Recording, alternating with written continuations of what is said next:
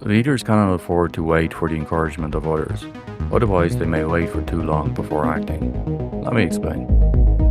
My name is John, and you're listening to the Tech Leader Pro podcast. It is week 1 of 2026. You're very welcome. As we have just begun a new year, it's an important time to reflect on the previous year, in particular to reflect on what you may have planned to do, but for some reason you didn't achieve.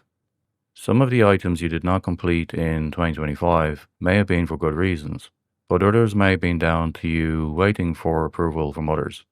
To understand why we get stuck waiting for the green light from others, we need to look at a concept in psychology called the locus of control.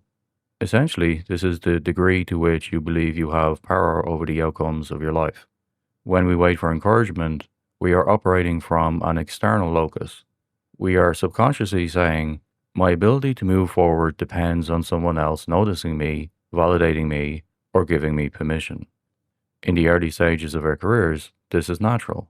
We're learning the ropes and need that external safety net. But as a leader in 2026, an external locus is a liability. It makes your productivity and your vision fragile.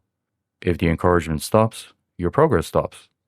The shift you need to make this year is towards an internal locus.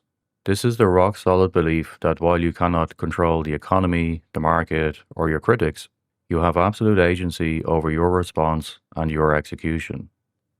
When you move from, I need them to tell me I'm doing well, to, I know this is the right path because I've done the work, you become unshakable.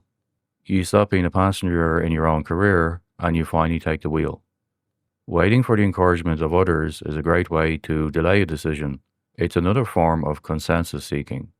When I was younger, I needed a lot of encouragement.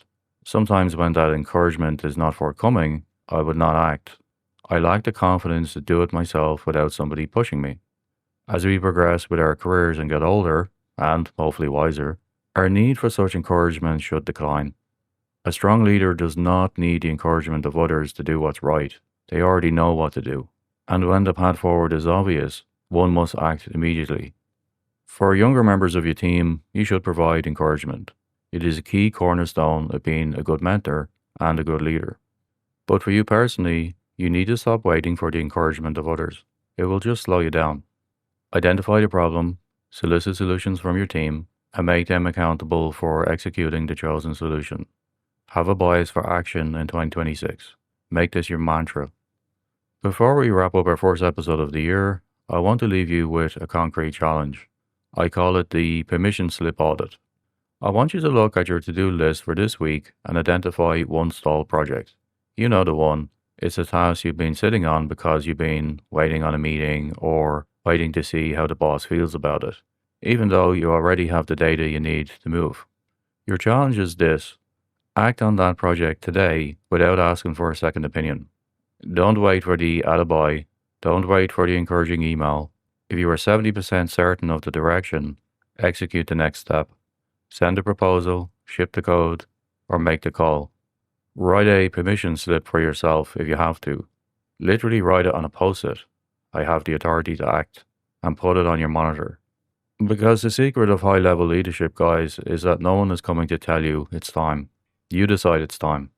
Have a bias for action this week. I'll see you on the next episode. Take care.